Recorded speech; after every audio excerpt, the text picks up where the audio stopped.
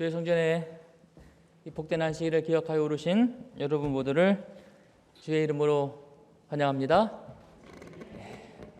코로나가 다시 또 확진자 수가 굉장히 많이 늘어나고 있는 시점인 것 같아요. 그러나 그런 가운데서도 주의 은혜가 여러분의 가정과 일터와 교회를 계속해서 안전하게 잘 지켜주시게 되기를 진심으로 바랍니다. 또 여러분도 그런 일들을 위해서 잘 기도해 주시게 되기를 바랍니다. 아침에 앞에 예전에는 하얀 난꽃이 있었는데 세월이 지나서 난꽃이 자꾸 시들어져서 제가 가슴이 막 아팠어요. 이렇게 이게 자꾸 시들어가는 모습을 보면서 마음이 아팠는데 지난 금요일에 다시 이렇게 싱싱한 이제 그렇게 쉽게 시들지 않는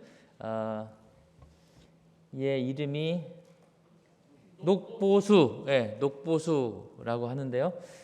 화분 2개가 다시 이렇게 앞에 들어왔는데 우리 조혜경 성도님께서 난에 이어서 시들어가니까 다시 나무를 바꾸셨습니다. 감사드립니다.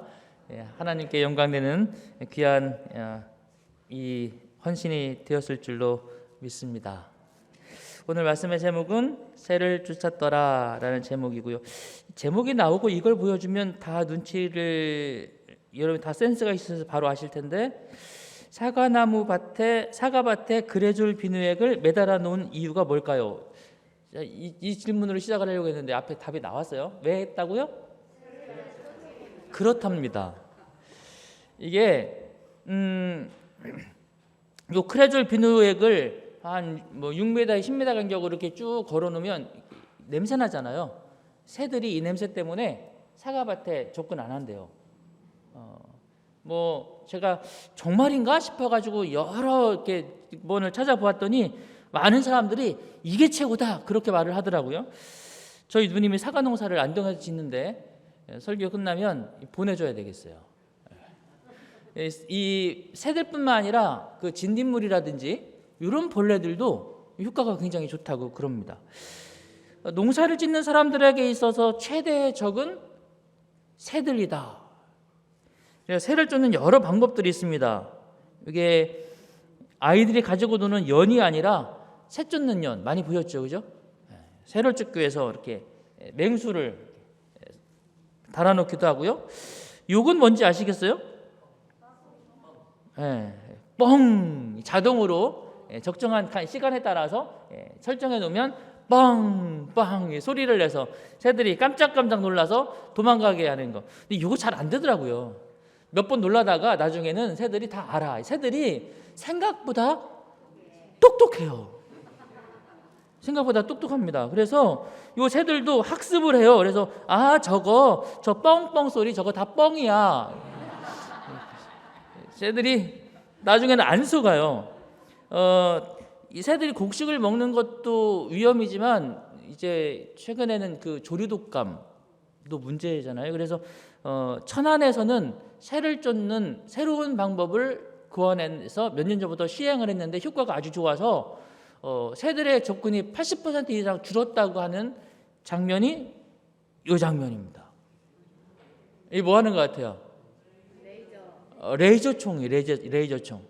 새들을 향해서 레이저총을 쏘는 겁니다. 새들이 깜짝깜짝 놀라서 날아가는데 이게 효과가 있나 싶었는데 신문에 보니까 가금류 사용 농장이 많은 천안 풍세면에 이 방법을 동원해서 이 직원들이 순찰 요원들이 순찰하면서 이렇게 일을 했는데 그 결과 20년도에 8개를 운영했고 80% 이상 새들의 접근이 줄어들었다. 이제는 아주 과학적인 방법도 동원합니다.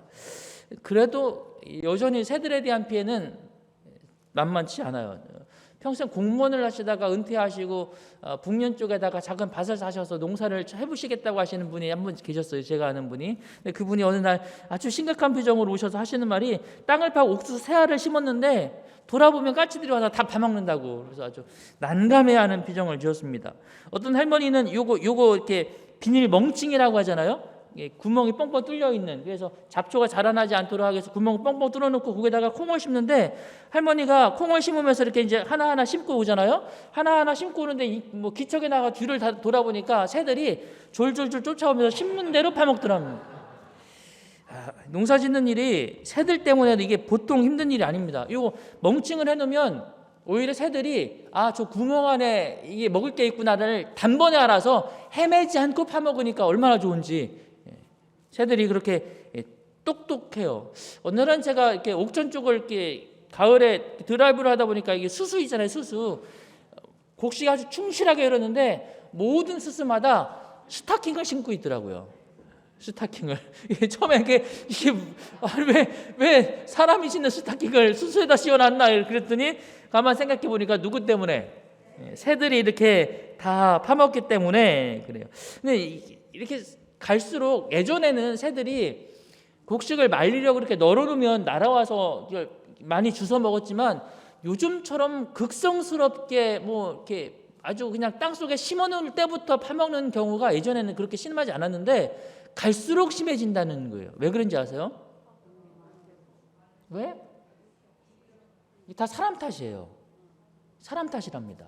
왜 사람 탓인가 하면 본래 새들이 곡식도 먹지만 벌레도 잡아먹잖아요. 그런데 농약 뿌리고 그리고 공해 때문에 환경이 나빠지고 그러면서 숲에 가서 잡아먹을 수 있는 벌레의 양이 현저하게 줄어든 거죠. 그러니까 자꾸 어디로 내려와요?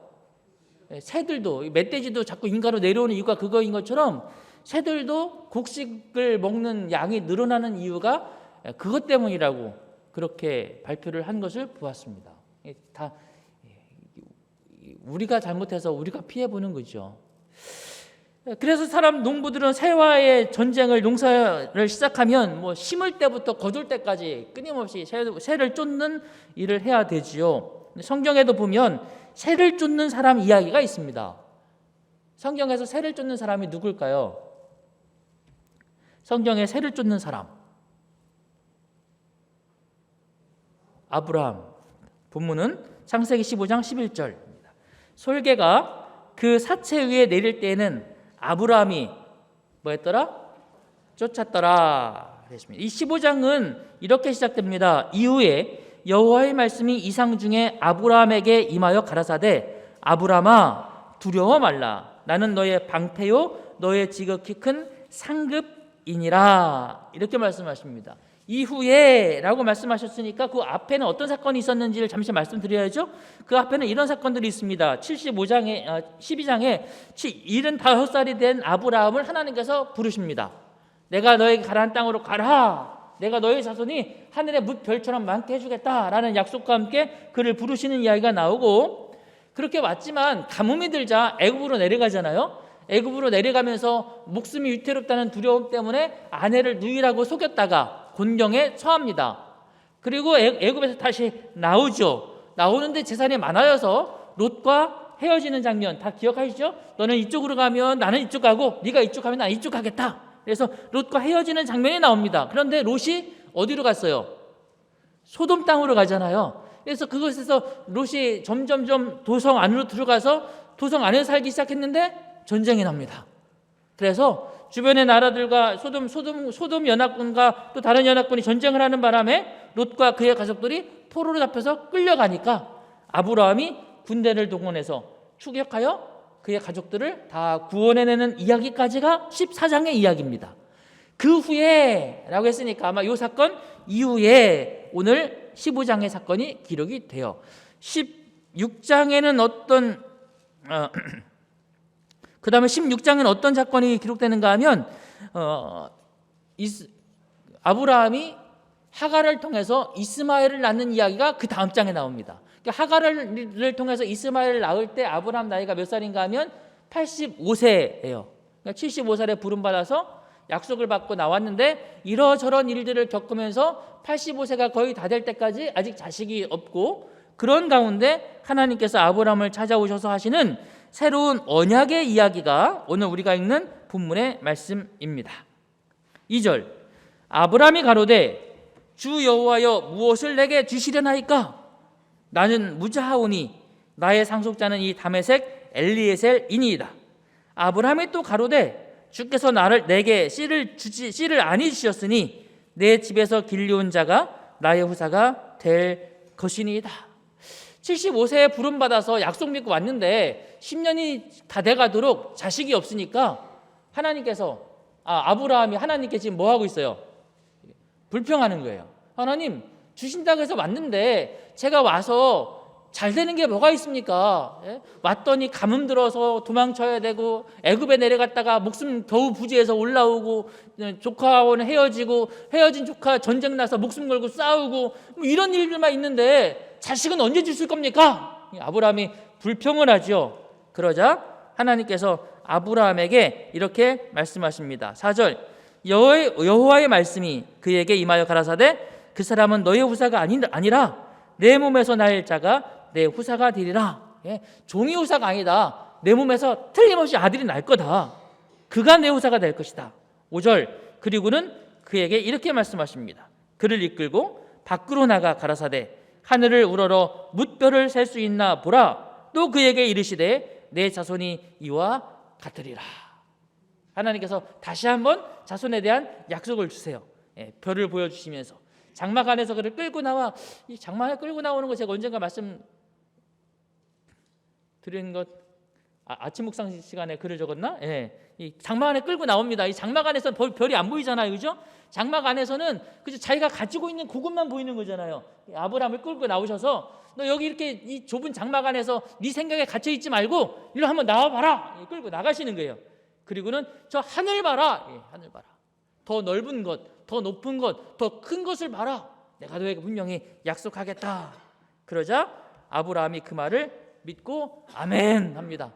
믿습니다. 6절 아브라함이 여호와를 믿으니 여호와께서 이를 그의 의로 여기셨다. 그리고는 7절 또 그에게 이르시되 나는 이 땅을 내게 주어 업을 삼게 하려고 너를 갈대아 우르에서 이끌어낸 여호와라. 그가 가로되 주 여호와여 내가 이 땅으로 업을 삼을 줄을 무엇으로 알리까. 하나님께서 아들 주시겠다고 말씀하시고 자녀에 대한 약속도 주시고 이번에 무엇에 대한 약속도 주세요? 땅에 대한 약속도 주십니다. 그러자 아브라함이 하나님께 말해요. 하나님이 약속하신 거 제가 믿습니다. 믿긴 믿는데 보증이 뭡니까? 주 여호와여 내가 이 땅으로 업을 삼을 줄을 무엇으로 알릴까? 약속을 하셨으니까 그 약속에 대한 분명한 증표를 주세요. 이야기를 하는 것입니다. 믿을 수 있는 어떤 확증을 주세요. 여러분 사람과 사람 사이에 어떤 약속을 하면 이렇게 증서를 써주는 게 있죠, 그죠? 그래서 이 증서로 둘 사이에 약속을 확증하지 않습니까? 아브라함이 요구하는 게 그거예요. 계약서 써주세요. 이거 계약서. 언약을 확실히 해주세요. 그래서 9절부터 하나님과 아브라함 사이에 언약이 이렇게 체결됩니다. 9절 여호와께서 그에게 이르시되 나를 위하여 3년 된 암소와 3년 된 암염소와 3년 된 숫양과 3년이라고 하시는데 3년이면 다 컸나요? 소가 3년이면 다 컸어요. 양도 염소도 다 컸는데 다 큰 이 암소, 암염소, 숫양 한 마리씩 가져와라. 그리고 산비둘기와 집비둘기 요건 뭐 취하라고요? 요건 새끼로 가져와라. 이렇게 해서 제물을 가져와라. 이렇게 말씀하십니다. 그리고 이제 이 제물이 준비됐으니까 이게 이제 언약을 맺기 위한 하나님께서 계약서를 쓰기 위한 준비물들이에요. 그리고 계약서를 쓰기 위해서 하나님께서 이것을 가지고 어떻게 하라고 하셨는가 하면 이렇게 하십니다. 10절 아브라함이 그 모든 것을 취하여 그 중간을 뭐 했다고요? 쪼갭니다. 이게 3년 된 소를 가져와서 반을 딱 갈라요. 암염소도 반을 갈라요. 수양도 반을 갈라서 쫙 갈라놓습니다. 산비둘기와 집비둘기는 새끼지 않습니까? 아주 작아요. 그래서 그랬는지 이것들은 갈르지 않고 이 비둘기 2마리니까 양쪽으로 이렇게 벌려놓습니다. 그래서 양쪽에 이렇게 길을 만들었어요. 근데 상상해 보세요. 암소를 반을 쫙 갈라서 벌려놓으면 여기 어떻게 돼요? 피로 길이 만들어지는 것입니다. 이렇게 빨간 길이 만들어지는 거죠. 사실 이거 저보고 하라고 하면 저는 도무지 못할 것 같아요. 예전에 어렸을 때 우리 아버님이 저보고 닭 좀 잡아봐라. 그게 중학교 2학년 때. 우리 아버지가 왜 그걸 갑자기 너 이제 중학교 2학년이면 닭은 사내니까 뭐 사내 대장부답게 이거 해봐라 이러셨는지 저보고 닭 좀 잡아봐라. 그때 생각하면 지금도 아주 혼비백산합니다. 이렇게 잡을 줄 아나요? 그냥 이렇게 멋 모르고 이렇게 칼로 이렇게 쳤는데 이게 닭이 목이 이렇게 이게 안 죽더라고요. 피를 막 천정으로 뿜으면서 이렇게 좁은 뒷마당 공간에서 이렇게 한번 시도를 해봤는데 막 이리저리 뛰면서 피를 뿜어내는데 제 몸이고 벽이고 천정이고 막 지금 생각해도 아찔하고 끔찍합니다. 근데 아브라함이 이 암소, 염소, 수장을 그렇게 반을 가르는 거예요. 지금처럼 톱이 있습니까? 전기톱이? 아니잖아요. 칼로 막 가르면 제가 더 설명 안 해도 이해되시죠? 그죠? 피끼리 만들어진 것입니다. 왜 하나님께서 이것들을 준비하라고 하셨고 하나님께서 준비하라고 이것을 왜 아브라함이 이렇게 반으로 갈라서 피의 길을 만드는가 하면 이것이 당시에 두 사람 사이에 언약을 맺을 때 했던 풍속 가운데 하나입니다. 오늘날 우리는 계약서를 쓰고 거기다 뭐 찍어요? 무슨 색깔? 빨간 색깔 찍어요. 우리도 이 동양 사람들도 인주를 굳이 빨간색으로 하는 이유가 뭐예요? 이게 피의 색깔입니다. 피의 색깔이에요. 목숨 걸고 내가 이 약속 지키겠다는 뜻입니다. 이 당시엔 더 고대잖아요. 실제로 피를 흘리는 것을 통해서 그런 약속을 하는 것입니다. 이 약속은 이렇게 피의 약속이다. 이 약속을 지키지 않으면 이 암소가 염소가 수장의 반으로 갈라 피를 쏟아내는 것처럼 내가 그렇게 목숨을 걸고 이 언약을 지키겠다라는 의미로 이렇게 피의 길을 만들어 놓고 언약을 맺는 두 상대가 이 안에서 언약을 체결하는 것이 당시의 문화였어요. 하나님께서 당시에 흔행하던 그 문화를 통해서 하나님께서 아브라함과 사이에 이 언약을 맺으시는 것입니다.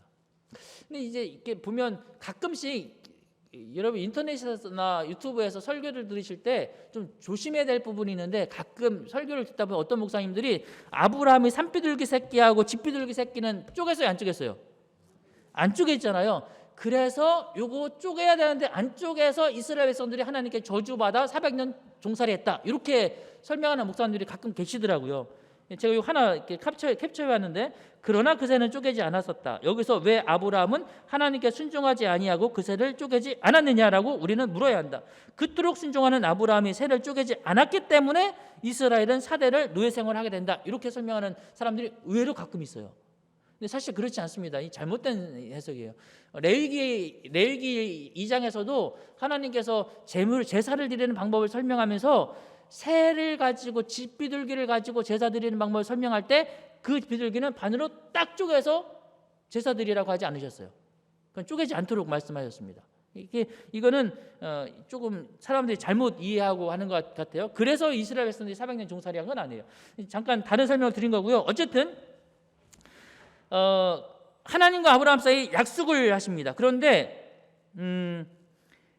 9절에 보면 여호와께서 그에게 이르시되 그 다음에 3년 된 암소, 3년 된 암염소, 3년 된 수장과 산비둘기, 집비둘기 새끼를 취하는데 누구를 위해서 하라고 했어요? 나를 위하여 그걸 취해라 이렇게 말했어요. 여러분 계약은 한 사람이 하는 거예요? 두 사람이 하는 거예요? 두 사람이 하는 거예요. 그러니까 이 계약을 위해서 필요한 이 재물들은 한 사람을 위한 거예요? 두 사람을 위한 거예요? 두 사람을 위한 거여야 돼요. 그런데 하나님께서 말씀하시기를 너와 나를 위하여 이 재물을 취해서 반으로 갈라 계약하자 이렇게 말씀하지 않으시고 그냥 누구를 위해서? 나를 위해서 이렇게 말씀하십니다. 그리고 17절 그렇게 만들어진 길 사이로 본래는 언약을 하는 두 사람이 지나가면서 이 언약을 맺어야 되는데 아브라함이 그 길로 들어가요, 안 들어가요? 아브라함은 안 들어갑니다. 누구만 들어와요? 17절 해가 져서 어두울 때 연기나는 불무가 보이며 타는 횃불이 쪼갠 고기 사이로 지나더라. 하나님께서 횃불의 형상으로 그 사이로 지나가십니다. 누구만 지나가셨다고요? 하나님만 지나가셨다고요. 하나님. 그러니까 이 언약이 하나님과 아브라함 사이에 맺어진 언약이긴 하지만 이 언약을 실제로 체결하는 건 아브라함이 아닙니다. 누가 언약 맺는 거라고요? 하나님이 맺는 언약이에요. 아브라함이 맺는 언약이 아니라는 거죠. 18절에도 보면 그날에 여호와께서 아브라함으로 더불어 언약을 세워 가라사대 이렇게 말씀하셨지 않습니까? 이것을 다른 번역들에 보면 이렇게 번역되어 있어요. 그날에 여호와께서 아브라함과 언약 맺었다. 그날에 야훼께서 아브라함과 계약 맺었다. 그 주님께서 아브라함과 언약을 세우셨다. 이렇게 표현해요. 그러니까 둘이 맺은 게 아니라 누가 맺은 거예요? 하나님께서 맺으신 거예요. 이게 무슨 의미냐면 언약을 하시는 분은 누구시다? 하나님이세요. 우리가 아니에요. 즉 언약을 하시는 분도 하나님이시고 그러므로 언약을 지키셔야 될 분도 누구세요? 하나님이십니다. 이게 과거에는 두 사람이 피의 언약을 서로 맺으면서 이거 안 맺으면 이거 안 하면 목숨 걸고 내가 지킬게 이랬지 않습니까? 이 언약을 위해서 목숨 걸고 지키겠다고 약속하시는 분은 아브라함이 아니야. 누가 그렇게 말씀하시는 거라고요? 하나님이 하시는 것입니다. 그래서 이 길에는 아브라함이 지나가지 않고 하나님이 지나가시고 이 제물은 하나님을 위해서 준비된 제물이라고 성경은 말하는 것입니다. 누가 약속하는 거라고요? 네. 내가 너에게 아들 낳게 해줄게. 내가 너에게 땅을 줄게. 이거 아브라함이 할 수 있는 게 아니에요. 그렇죠? 누가 할 수 있는 거예요? 이거 하나님이 하시는 거예요. 그래서 내가 약속하마 그렇게 말씀하시는 것입니다. 언약을 하시는 분은 아브라함이 아니라 하나님입니다. 그러니 언약을 이루실 분도 누구라고요? 하나님이라는 거죠. 아브라함은 그 언약의 수혜자일 뿐이지 체결자가 아닙니다. 오늘 우리가 구원받는 것도 그래요. 우리가 하나님과 구원받기 위하여 내가 하는 언약이 아닙니다. 우리를 구원하기 위하여 누가 하시는 언약이에요? 하나님께서 하시는 언약입니다. 하나님께서 그렇게 아브라함과 언약하셨습니다. 그래서 하나님께서 그 언약을 지키십니까? 지키시는 것입니다. 여호와께서 그를 밖으로 끌어내어 말씀하시기를 하늘 봐라 별들을 셀 수 없는 것처럼 내가 너에게 그렇게 많은 후손을 주겠다. 하나님께서 약속하셨고 하나님께서 그 약속을 지키십니다. 그래서 여호와께서 그 말씀대로 사라를 권고하셨고 여호와께서 그 말씀대로 사라에게 행하셨으므로 사라가 잉태하고 하나님의 말씀하신 기한에 미쳐 늙은 아브라함에게 아들을 낳았다. 이 약속 누가 맺으신 언약? 하나님 맺으신 언약. 누가 이루신 언약? 하나님이 이루신 언약. 여러분 하나님은 그렇게 약속을 하시는 분이고 하나님은 그렇게 약속을 지키시는 분이십니다. 그러므로 그분께서 저와 여러분을 구원하겠다는 약속도 분명히 지키실 줄로 믿습니다. 언약에 대해서 한 가지만 더 살펴보면 이렇게 짐승을 둘로 갈라서 피를 흘리는 이유가 뭐라고 그랬죠? 약속을 지키지 않으면 내가 이렇게 대신에 목숨으로 갚겠다 이런 거예요. 그러니까 이 말은 다른 말로 하면 이런 의미입니다. 언약은 지키지 않으면 피 흘려 갚겠다는 이 언약을 다른 말로 하면 이 언약이 지켜지지 않을 수도 있다는 가능성이 있다는 얘기 없다는 얘기예요. 여러분 우리가 누군가와 계약서를 맺을 때 자 여기 도장 찍어 이렇게 말하는 이유는 그 사람을 100% 신뢰하기 때문에 아니면 신뢰 못하기 때문에? 신뢰 못하기 때문에. 그죠? 100% 신뢰하면 찍을 필요 있어요 없어요? 없어요. 제가 제 아들에게 돈 빌려주면서 계약서 안 받았어요. 갑자기 걱정되는데. 신뢰의 관계는 그래요. 그렇다면 하나님과 아브라함 사이에 이 피의 언약을 맺은 이유는 지켜지지 않을 수도 있다는 가능성 때문에가 아닙니다. 왜냐하면 하나님과 아브라함 사이 피의 언약을 맺은 이유는 달라요. 이것은 언약을 지키지 않으면 피 흘려 갚겠다는 언약이 아니라 언약을 지키기 위하여 피 흘리시는 것이 하나님의 언약의 방법이에요. 하나님께서 아브라함에게 너의 자손이 번성케 하고 너에게 땅을 주겠다고 언약하셨잖아요. 그런데 아브라함의 자손들이 후에 애굽으로 내려가요. 땅을 얻지 못했죠? 그들에게 다시 땅을 주기 위하여 애굽에서 데리고 나오십니다. 그날 밤 하나님께서 피 흘리십니까? 어린 양이 피 흘리죠. 상징적인 거잖아요. 우리를 구원하기 위하여 누가 피 흘리시겠다는? 예수께서 피 흘리시겠다는 언약입니다. 다시 말하면 하나님의 이 언약은 내가 지키지 않으면 피 흘릴 게가 아니라 이 언약을 이루기 위하여 내가 피 흘릴 것이다 라는 언약입니다. 하나님은 그렇게 피 흘리심으로 우리를 위한 당신의 약속을 분명히 지키셨고, 또 우리를 위하여도 이것은 죄사함을 얻게 하려고 많은 사람을 위하여 흘리는 바 나의 피 곧 언약의 피니라 라고 말씀하시며, 그 언약을 우리를 위하여 십자가에서 피 흘림으로 이루셨음을 기억하시게 되기를 바랍니다. 피 흘려 계약하셨고 피 흘려 이루시니 이 언약을 하나님께서 분명히 이루실 줄로 확신합니까? 하나님께서 저와 여러분을 틀림없이 구원하실 줄로 확신하시기를 바랍니다. 자, 이제 오늘 설교의 본문이에요.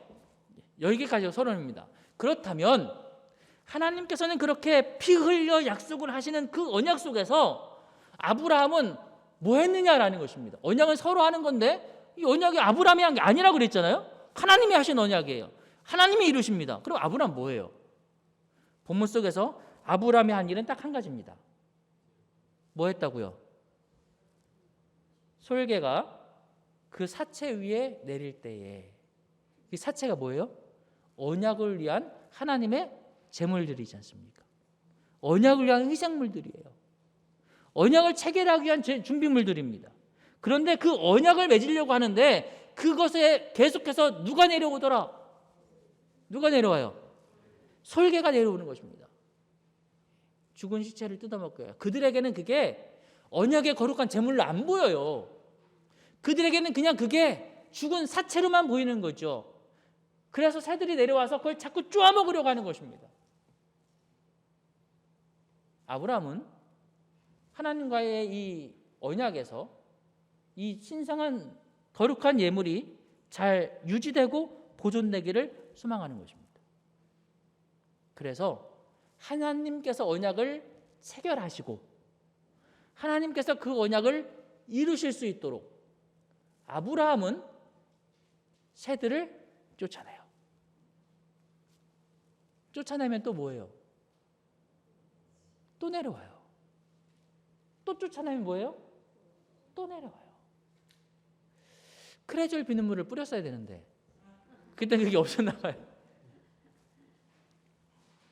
아브라함이 계속해서 새를 쫓는 이유는 이것입니다.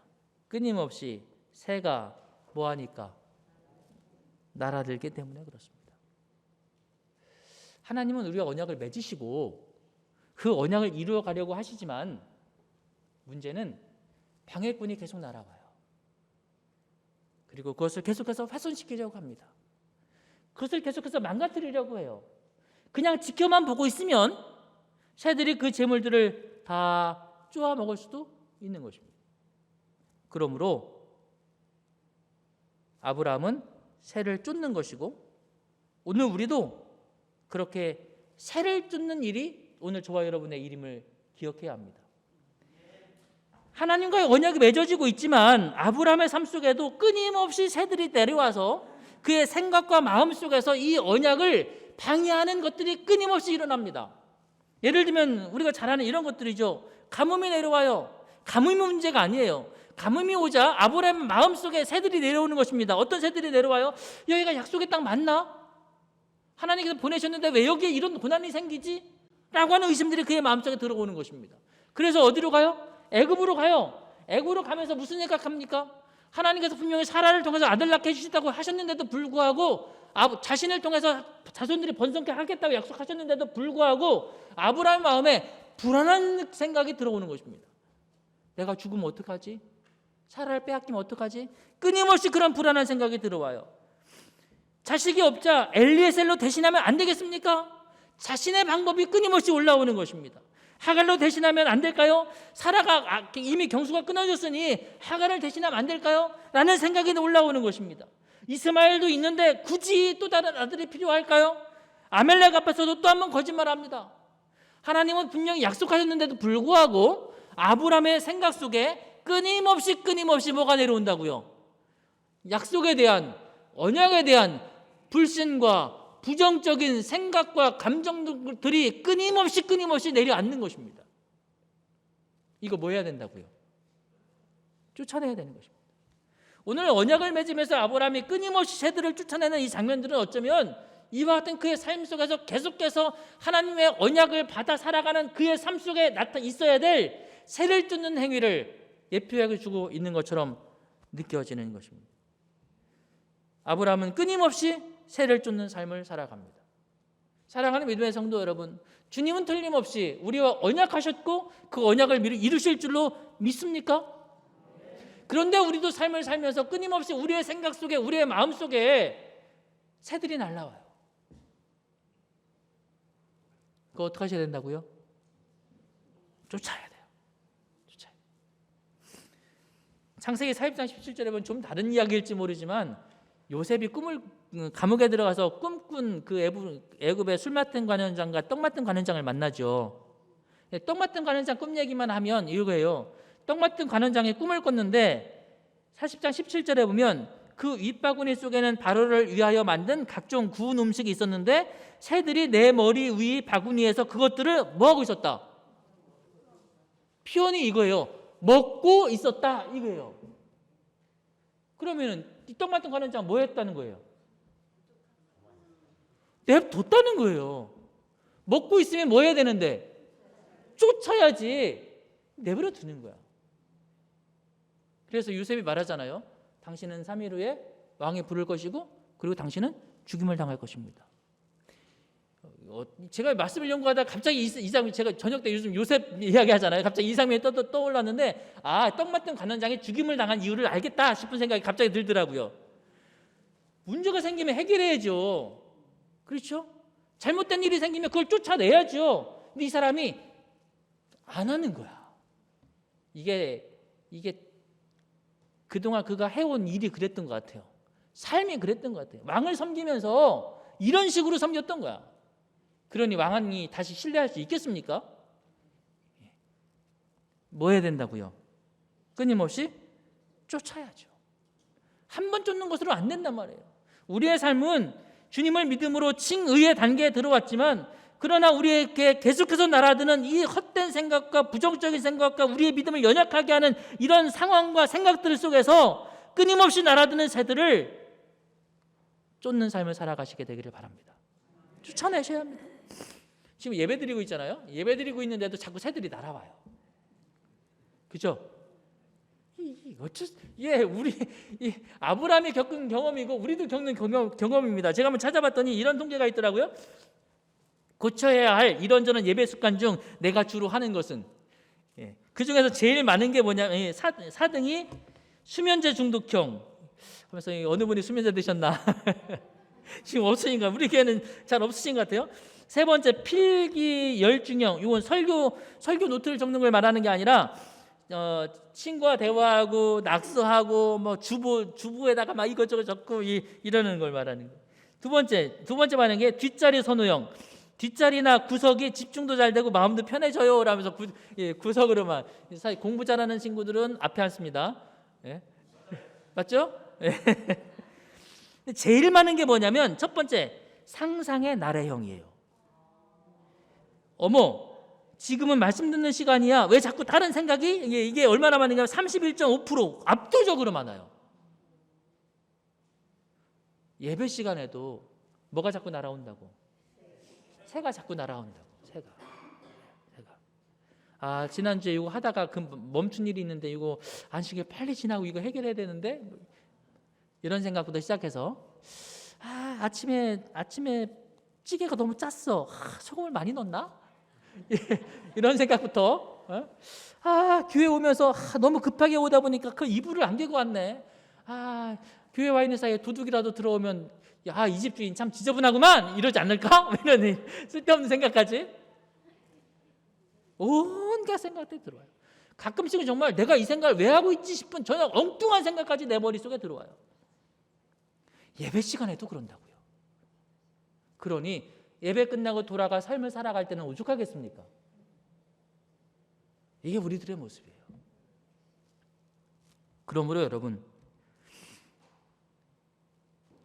끊임없이 아브라함처럼 쫓아내는 것을 하셔야 합니다. 쫓아내시기를 바랍니다. 기쁜 노래 크게 불러 너의 심령 깨우라. 슬픈 생각 몰아내고 높이 찬양하여라. 주의 돌보리치는 사랑 우리 항상 지키고 주의 부드러운 음성 우리 가르치시네. 힘차게 부르자 큰 기쁨의 노래를. 힘차게 부르자 환희의 노래를 몰아내고 하나님을 찬양하는 노래를 불러야 합니다. 깃발 높이 지켜들고 축제의 날 맞으라. 호산나를 크게 외쳐 감사 찬송 드려라. 모든 생각 위로 향해 구주 영광 노래에 구원하신 귀한 사랑 길이 송축하리라. 힘차게 부르자 큰 기쁨의 노래를, 힘차게 부르자 환희의 노래를. 사랑하는 여러분, 우리의 마음속에 들어오는 부정적인 생각과 불신의 생각들을 끊임없이 쫓아내고 우리를 위하여 죽으신 예수 그리스도를 찬양하고 그분이 주신 구원을 기쁘게 노래하는 믿음의 삶이 저와 여러분의 삶이 되기를 소망합니다.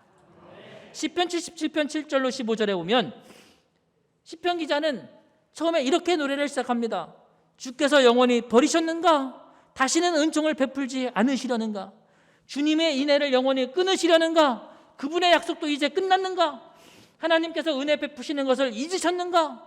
노하셔서 그분의 긍휼을 막으셨는가? 셀라, 내가 말하기를 지존자의 오른손에 해, 이것이 나의 슬픔이다. 이 10절은 좀 설명이 필요해요.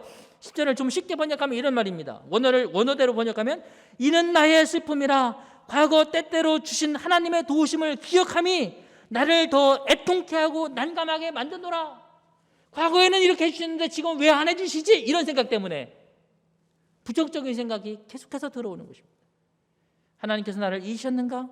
왜 지금은 아무것도 안 하시지? 인애를 끊어버리셨는가? 나를 버리셨는가? 부정적인 생각들이 끊임없이 들어와요. 그러나 11절 곧 여호와께서 하신 일을 나는 기억하겠습니다. 부정적인 생각을 몰아내기 시작하는 것입니다. 여호와께서 하신 일을 나는 기억하겠습니다. 참으로 옛날에 하신 주님의 놀라운 일을 나는 기억할 것입니다. 내가 주님의 모든 일을 묵상하며 주께서 하신 일을 되새기겠습니다. 하나님이시여 주님의 길은 지극히 거룩하시니 하나님처럼 위대한 신이 누구겠습니까? 주님은 놀라운 일을 하시는 하나님이시니 주께서 백성들 중에 그 능력을 드러내셨습니다. 주께서 팔로 주님의 백성을 구속하셨으니 곧 야곱과 요셉 자손을 구속하셨습니다. 셀라. 부정적인 생각들이 들어올 때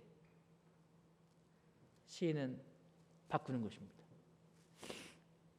말을 바꾸고 찬양을 바꾸고 시선을 바꾸는 것입니다. 사랑하는 믿음의 성도 여러분, 새를 쫓아내시게 되기를 간절히 바랍니다. 부정적인 믿음들 생각들이 들어올 때 나에게 이렇게 물어보세요. 이 생각이 사실인가? 이것이 나에게 힘을 주는가? 이것이 나에게 긍정적인가? 아니면 부정적인가? 내가 이 부정적인 생각으로 자꾸만 도피하고 있는 건 아닌가? 물어보셔야 합니다. 그리고 시인처럼 노래를 바꾸셔야 합니다. 말씀과 예배에 더욱 집중하고 살아계신 하나님께 더욱더 우리의 마음을 드리게 되기를 바랍니다. 바꾸어야 합니다. 긍정적인 성도들과 어울려야 합니다. 부정적인 사람들과 어울리면 자꾸만 더 부정적이 돼요. 긍정적인 성도들과 더 많은 교제를 나누시게 되기를 바랍니다. 표정과 말투를 바꾸라고 합니다. 슬픔의 표정에서 하나님을 바라보며 기쁨으로 바꾸고 내 말투를 부정적인 말투에서 긍정적인 말투로 바꾸어 나가는 것입니다. 감사를 보고 생각하고 감사를 정리하는 것입니다. 자꾸만 내 마음속에 부정적인 것들을 쫓아내는 아브라함처럼 새를 쫓아내는 그리스도인들이 되시게 되기를 간절히 바랍니다. 그리하여 이 안에 우리 모두가 다 주님께서 주시는 구원의 아름다운 언약을 받아 누리시는 하나님의 거룩한 성도들이 되시기를 간절히 바랍니다. 예수님께서 비유 가운데 말씀하실 때 씨를 뿌릴 때 어떤 것들은 길가에서 떨어지니 그럼 누가 먹는다고요? 새들이 먹어요. 원래 모든 길은 처음부터 길이 아닙니다. 본래 땅 위에는 길이 없었다. 걸어가는 사람이 많아지면 그것이 곧 길이 되는 것이다. 맞는 말이죠? 네, 맞는 말이에요. 우리 마음과 생각에도 부정적이고 불신의 생각들이 깊어지면 그런 길이 생겨요. 그러나 하나님을 섬기고 그분을 사랑하고 찬양하며 감사하는 생각들이 많아지면 그 길이 생기는 것입니다. 사랑하는 여러분, 오늘 저는 여러분과 함께 여러분에게 새를 쫓자고 말씀드렸습니다. 여러분의 마음속에 부정적인 새를 쫓아버리고 이 한 해 동안 주님과 함께하는 복된 삶을 살아가시는 저와 여러분 되시기를 바라면서 말씀을 마치겠습니다. 거룩하신 하나님 아버지, 오늘 저희에게 주께서 언약하여 주셨고 그 언약을 이루시기 위하여 피 흘려 십자가에서 운명하셨음을 인해서 감사합니다. 그 언약이 오늘 우리에게 있어 우리에게 분명한 구원의 보증이 되었음을 인하여 감사드립니다. 아버지 하나님, 언약 안에서 살아가는 오늘 저희들의 마음속에 그러나 자꾸 부정적인 생각과 불신의 생각들이 내려앉을 때가 있습니다. 그냥 두지 않게 하시고 아브라함처럼 끊임없이 새를 쫓는 삶을 살아갈 수 있도록 인도하여 주셔서 오늘 우리의 삶이 주님과 함께하는 기쁨과 구원의 분명한 확신으로 가득 찬 삶을 살아갈 수 있도록 인도하여 주시옵소서. 오늘 주의 전에 나오며 10분의 1을 구별하여 나온 손들과 주님의 사업을 위하여 작정된 헌금을 구별한 손들과 감사 예물을 구별한 모든 이들에게 하나님의 넘치는 은혜가 함께하여 주시옵소서. 이제는 아버지 하나님의 크시고 놀라우신 사랑과 예수 그리스도의 은혜와 성령님의 감화 감동하심이 이제로부터 영원토록 주의 성도들과 함께하시옵기를 그리스도이신 예수님의 이름으로 축원하옵나이다. 아멘.